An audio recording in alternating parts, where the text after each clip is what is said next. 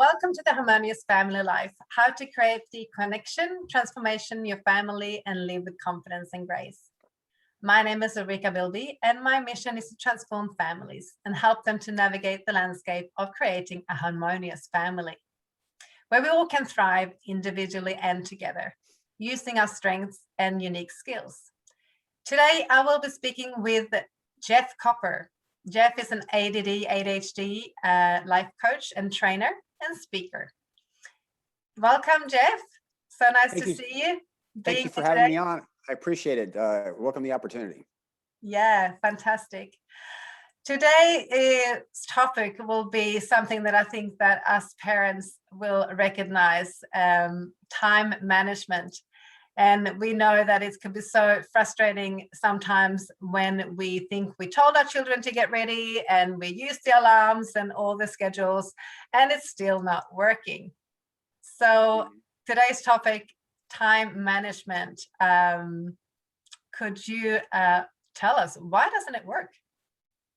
So there's a lot of confusion about ADHD, which is kind of understandable. The title, attention deficit disorder, you have attention deficit and disorder and the title. So one would normally look at people with ADHD and think that there's a deficit. It's not. It's actually an issue of self-regulation. The inability to engage your attention on some things and the inability to disengage your attention on others. We also know if we look at ADHD as an issue of self-regulation, you have to regulate your attentions and your emotions. And while it's not in a diagnostic criteria, I'm confident it will be at some point in time because the researchers that are on the forefront of it, they all agree emotions are very much a part of it. But to understand ADHD as an issue of self-regulation is really important because if you do, things look a little differently if you're looking through that lens. And one of the things about ADHD and time is often we look at it as a symptom. There's a time problem. Somebody's not kind of showing up late. But if you look underneath it and you observe what's going on, often it's an issue of self-regulation. So somebody could be focused in on something and their issue is not engaging their attention. It's actually unengaging their attention. I often talk about ADHD think of it as like a dopamine addiction. Dopamine gives us pleasure. And if somebody's paying attention to something that's giving them pleasure, they have a hard time disengaging their attention on it. And so if you take a look at traditional like methods to manage time, like alarms or whatever, if a person is engrossed in what they're doing, those things can go off all day long. They're just going to ignoring it because their issue is not engaging their attention on that particular item, but disengaging their attention and going to do something else. So there's that component of that, but there's also a working memory component in there that can be an issue. But fundamentally, one of the challenges is we look at things and we think, oh my God, they're late. They got a time management problem. And often it's not really the time issue. Again, it can be something like a self-regulation issue, or there can be another working memory challenge. So I'm going to kind of pause and see if that makes any sense. See if you have any questions. Yeah. So what you're saying is that I'm not really sure of how to be aware of the alarm, how they're not really relating to the alarm, that has something to do with them. Yep. And if you're people with ADHD in these situations, you can set alarms all day long, but they're really ignoring them because they're so engrossed in what's going on. Or for parents, let me back up. Thinking is hard for people with ADHD. Thinking inside of their head is hard. And one of the issues of thinking is if you're going to deal with something complicated, you've got to load all the information and thoughts into your mind in order to begin to manipulate them to solve a problem. And the loading of that information is very, very effortful. It requires a lot of mental energy. And people with ADHD will often say, I'm having a hard time getting into the flow. Basically what they're having a hard time booting up all the thoughts and ideas. Once they get their head into it, they're good to go, but it's very effortful for them to do that. So I'm going to relate this to kids in a minute, but it's often I'm coaching an adult and I'll say, have you ever noticed like you're at the dining room table and you're working on something and your spouse comes in and they ask you a question and you bite their head off? And they go, yeah. I go, well, you understand in that moment is your head you've loaded all this information in your mind. And if you stop and talk to them, you'll actually forget everything that you were doing, and you'll have to go through all that effort again to reload your mind. So you actually have an emotional reaction. Again, this is emotional self-regulation, where you bite their head off because you don't want to stop what you're doing, because it took so much effort and so much energy for you to get your head into it. You don't want to have to start over. Again, I'm illustrating this as a bit of an analogy. Because when they're in that zone, and people can come talk to them, and sometimes somebody was in the room, but they can't remember what it was about. So relating this to a family is, you could have a kid maybe playing a computer game, or finally got their head into some homework, and they don't want to disengage. They're not conscious or self-aware enough to know it's a working memory process. They just know how it feels. And so you'll set the alarms and stuff like that, and they won't respond. And as a parent, like, hey, it's time for dinner, right? They're not responding. The kid doesn't want to stop. They don't know why, but they want to finish what they're doing. As a parent, you want them to come to the table, although you really don't want them to stop, because it's going to take you forever to get them back to where they were. And a lot of times we're just not aware of these types of things. And what looks like a time management issue in this situation I'm just illustrating is more an issue of a self-regulation. Make some sense? Yeah, and I can totally relate to that. And also that it's so, firstly, that the kids are doing something that's effortlessly, to play a computer game, for example. And so therefore not reacting to something that it takes them away from that. And also what you just said about being interrupted, because you then will lose concentration on what you were doing. So it takes so much time to actually get back onto it. So Absolutely. what should we do then, if that's the case? Well, yeah. So some of this is, as I described to people, in the world of ADHD, we like tip, tricks, and strategies to kind of dumb things down to make them really simple. And over my years of coaching, I really haven't found that to be very effective, because there's situational variability, and one thing might work in one situation but not others. But really, it kind of comes down to kind of understanding the situation and problem solving. And if you begin to take a look at time as an issue of self-regulation, and you begin to look at kids, you can begin to say, okay, there are times when something's coming up and we need to remove the temptations and distractions of where they might get hyper-focused, that I'm going to have a hard time pulling them away. Because of the pandemic, there's a real challenge with phones, because teens, they're going to that. They can't not pay attention to attention from others, whether it's a text or Insta or Snapchat. And as a parent, it's difficult to manage that, but it's something we have to take into consideration. On the other side, one of the things as a parent that you need to be aware of is, if you've got a child that's doing a lot of executive functioning and they sit down, you typically want to make sure that they have uninterrupted time to finish whatever tasks there are, or come to a natural stopping point, and not interrupt them in the middle, because that's actually disrupting the kid, and you're not actually going to get what you want, because now you have to come back and fight the battle again. So realize effortful thinking, and that notion it took them a long time to get into it.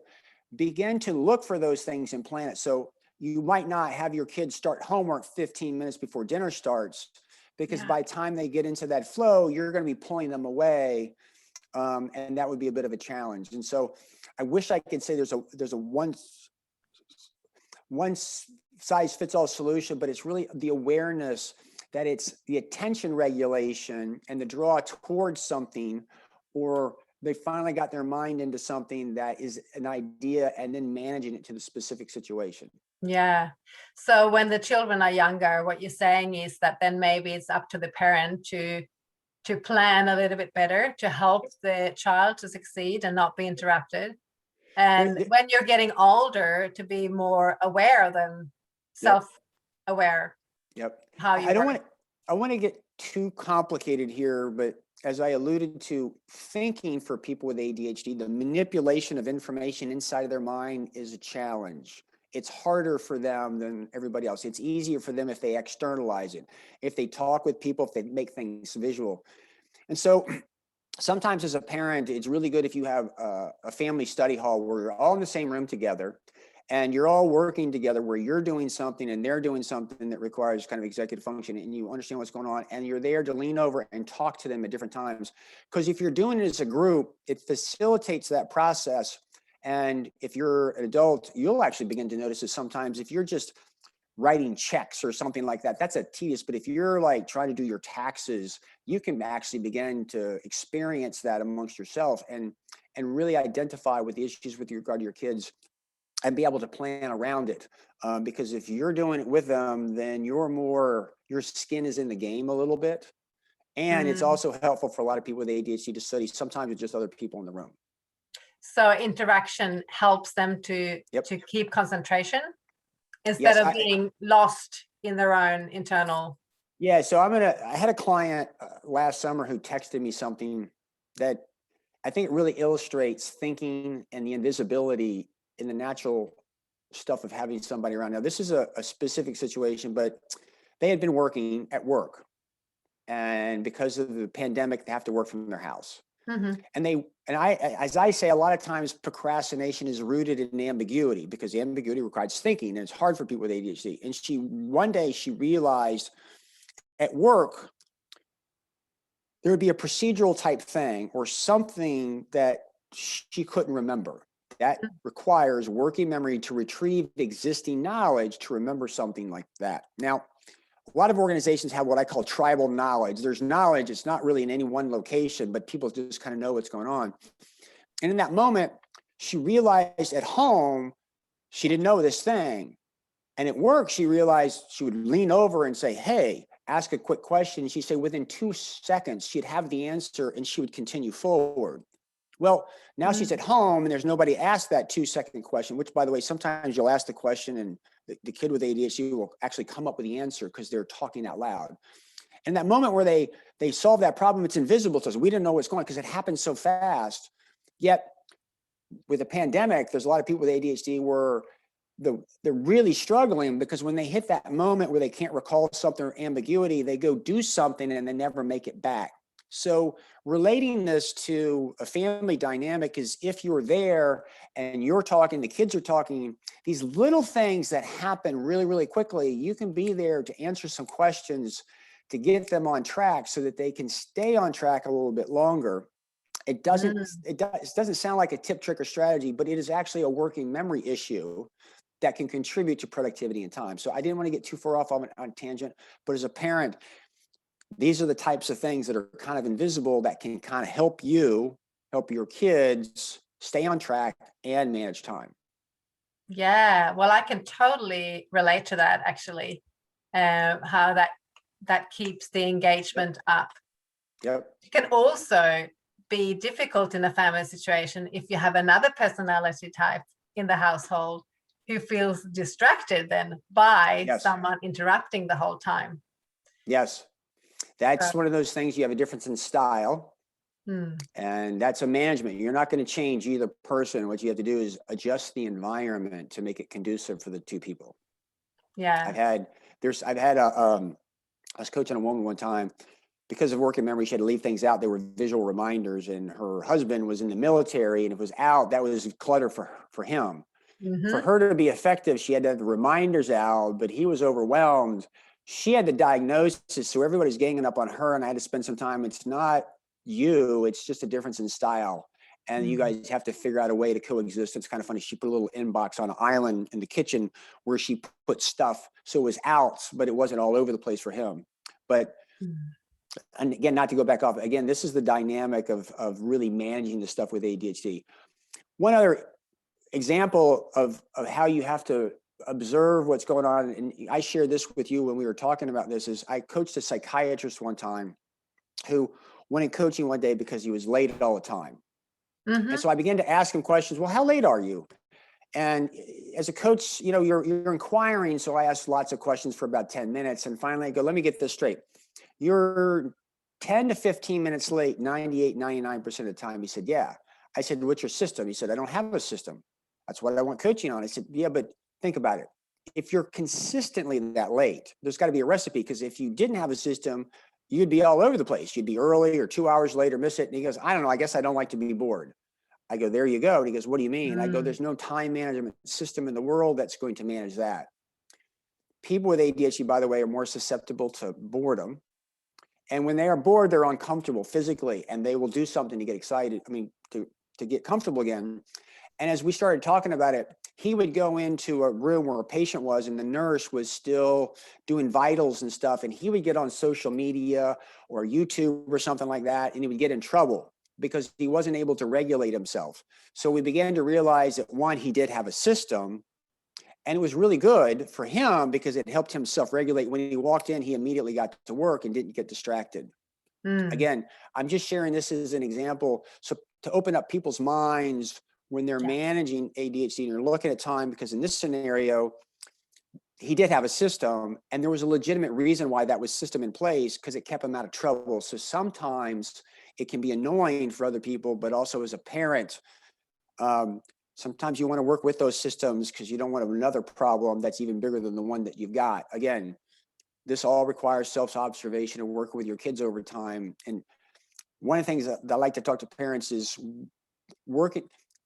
Kids with ADHD can grow to have a very fulfilling life. It's not easy to manage and work with, but it can be done. And one of the reasons why you're providing such a service is you're having content like this to help educate parents Mm. to learn how to pay attention to this, because knowledge is not something you gain one place. You gain it from many forms and you adapt it to what works for you. And so again, the service that you're providing is helping the parents. And parents, I'd like to make it easy for you, but at the end of the day, if it was easy, you wouldn't be watching this. What we hope you do is open your mind so that you can problem solve for this stuff a little bit more effectively. Yeah. Oh, I love that. So, so valuable information. And it's what you're saying is also that you need to be respectful to one another and understanding Yep, towards absolutely. the differences that we have. Yes. So thank you so much for coming and talk to us and to explain this. Is there any last things that you want to say? Well, other than I appreciate what you're doing for the ADHD community, this is an invaluable resource for parents to kind of get that information. And again, keep the faith, parents. There's a lot of people that just thrive, have fulfilling lives with ADHD. It takes a little bit of work, but you can do it. And so don't beat yourself up for it. It's a trial and error type thing. And I just look to you. Thank you so much for what you do and for the community. Yeah, thank you. And if people want to get in contact with you, where will they find you? Best way is just go to my website at digcoaching.com. It's like dig a hole coaching.com. And you can, there's more enough information that you can access on my website. Yeah, fantastic. Well, thank you so much for Thank you. being here. Thank you.